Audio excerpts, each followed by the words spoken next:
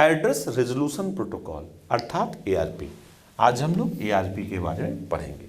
तो अगर हम ARP की बात करें तो ARP एक नेटवर्क लेयर प्रोटोकॉल है। ARP क्या है? ARP is a network layer protocol, यानी ये बेसिकली एक प्रोटोकॉल है। और किस प्रकार का प्रोटोकॉल है? Network layer protocol. आगे हम बात करते हैं जो IP एड्रेस के आधार पर मीडिया एक्सेस कंट्रोल या मैक, ठीक है, मीडिया एक्सेस कंट्रोल या मैक पता को विभक्त यानी रिजॉल्व करता है। आगे हम बात करते हैं ARP गतिक इंटरनेट प्रोटोकॉल यानी IP एड्रेस को एक लोकल एरिया नेटवर्क या LAN में अस्थाई या परमानेंट भौतिक मशीन पते यानी फिजिकल मशीन एड्रेस पर मैप करने की प्रक्रिया या प्रोसीजर। अगर हम कंप्यूटर में देखें तो एक होता है मैक एड्रेस यानी कंप्यूटर का फिजिकल एड्रेस था जो जनरली चेंज नहीं होता।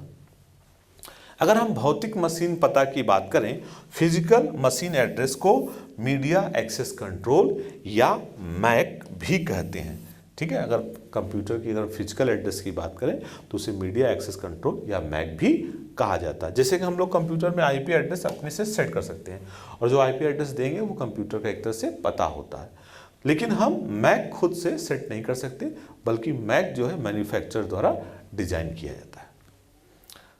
आगे हम बात कर रहे हैं एप्लीकेशन लेयर पर। तो एप्लीकेशन लेयर पर किसी भी युक्ति यानी डिवाइस से संचार यानी कम्युनिकेशन स्थापित करने के लिए IP एड्रेस का उपयोग किया जाता है। किसका उपयोग करते हैं? IP एड्रेस का करते हैं। परंतु डेटा लिंक लेयर पर किसी युक्ति डिवाइस से संचार यानी कम्युनिकेशन स्थापित करने के लिए या डेटा भेजने के लिए मैक एड्रेस की ज़रूरत होती है। किसकी ज़रूरत होती है? मैक एड्रेस की। अगर हमें कहीं इंफॉर्मेशन भेजना है तो उसके लिए हमें मैक एड्रेस की ज़रूरत होती है। आगे हम बात कर रहे थे ARP OSI मॉडल के नेटवर्क लेयर 2 और 3 के मध्य कार्य करता है। अगर हम ARP की बात करें तो ARP जो है OSI मॉडल, कौन सा मॉडल? OSI मॉडल के नेटवर्क लेयर 2 और 3 के मध्य कार्य करता है। मैक एड्रेस की अगर हम बात करें तो मैक एड्रेस OSI मॉडल के लेयर 2 पर मौजूद रहता है। कहाँ रहता है? मैक एड्रेस OSI मॉडल के लेयर 2 पर मौजूद रहता है। आगे ARP का मुख्य कार्य, अगर इसके मुख्य कार्य की बात करें तो ये 32 बिट पता यानी एड्रेस को 48 बिट पता यानी एड्रेस में इसके विपरीत में अनुवाद यानी ट्रांसलेट करना है। एक सामान्य IP एड्रेस 32 बिट लंबा होता है। अगर एक सामान्य IP एड्रेस की बात करें तो ये 32 बिट लंबा होता है, जबकि मैक एड्रेस, अगर मैक एड्रेस की बात करें तो ये 48 बिट लंबा होता है। IP एड्रेस कितना बिट होता है? 32 बिट का होता है, जबकि मैक एड्रेस की बात करें तो ये 48 बिट का होता है। ये सब जानकारी रखनी चाहिए, एग्जाम के पॉइंट ऑफ व्यू से काफ़ी इंपॉर्टेंट है। आइए हम कुछ प्रमुख प्रोटोकॉल की पोर्ट संख्या के बारे में पढ़ें। तो यानी पोर्ट नंबर और main protocol, application protocol, transport protocol और पोर्ट नंबर। FTP की बात करें तो FTP TCP ये पोर्ट संख्या की बात करें तो 20/21 है। STTP की बात करें तो STP TCP और इसका जो पोर्ट नंबर है वो है 80, ठीक है।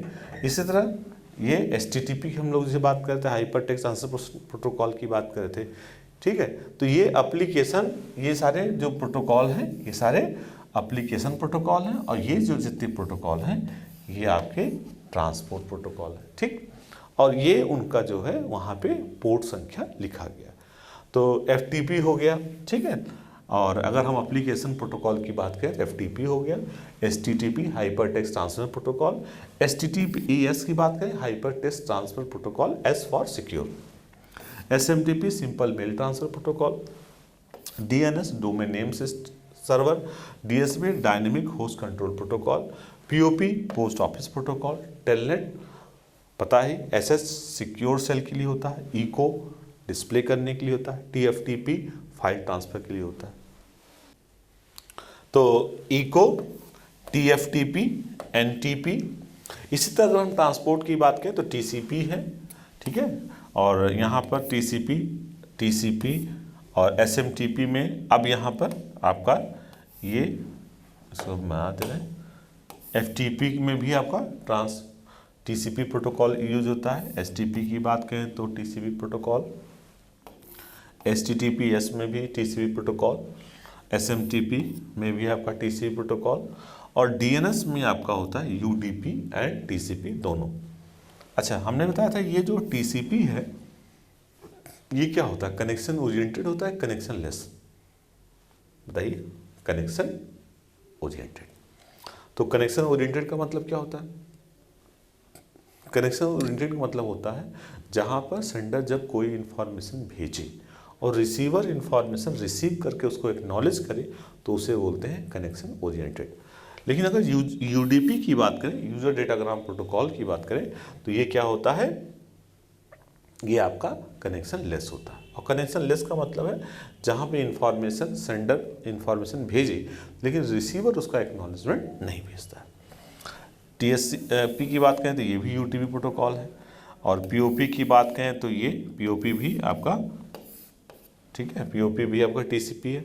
टेलनेट की बात करें तो ये भी टीसीपी है। एसएस की बात करें तो ये भी टीसीपी है। इको की बात करें तो ये भी टीसीपी है। टीएफटीपी की बात करें तो ये यूडीपी है, और एनटीपी की बात करें ये यूटीपी है। इनके जो पोर्ट नंबर हैं ये 2021 है। अगर इसकी एफटीपी की बात कर रहे हैं ये 80 है, ये 403 है, 25 है, 53 है, 66 to 67 है, आगे 110 है, 223 है, 22 है, 7 है, 69 है एंड 123 है। तो ये तो हो गया प्रोटोकॉल की हम लोग बात कर रहे हैं। आगे देखते हैं। इसी तरह एसएसएल, आरआईपी, गोफर, एमटीपी, ये भी टीसीपी से जुड़ा हुआ है। आरआईपी की बात करें तो यूडीपी से जुड़ा हुआ है, गोफर की बात करें तो टीसीपी से, एमटीपी से। और अगर हम इनके पोर्ट नंबर की बात करें तो 443, 520, 70 एंड 57 है। तो एप्लीकेशन लेयर प्रोटोकॉल और एप्लीकेशन की सूची, list of application layer protocol and their application, अभी हमने इसके बारे में चर्चा की। आगे हम और देखते हैं एप्लीकेशन लेयर प्रोटोकॉल और एप्लीकेशंस की बात करें तो अगर एचटीटीपी प्रोटोकॉल की बात करें और इनके एप्लीकेशन की बात करें तो एचटीटीपी वेब के लिए यूज होते हैं। किसके लिए यूज होता है? वेब के लिए। आगे अगर हम एफटीपी की बात करें तो एफटीपी यानी किसके लिए होता है? फाइल ट्रांसफर करने के लिए होता है। तीसरा है एसएमटीपी की बात करें तो सिंपल मेल ट्रांसफर प्रोटोकॉल का एप्लीकेशन क्या है? ईमेल के लिए है। टेलनेट की बात करें तो क्या है? Remote terminal access, remote terminal access के लिए हम इसका प्रयोग करते हैं।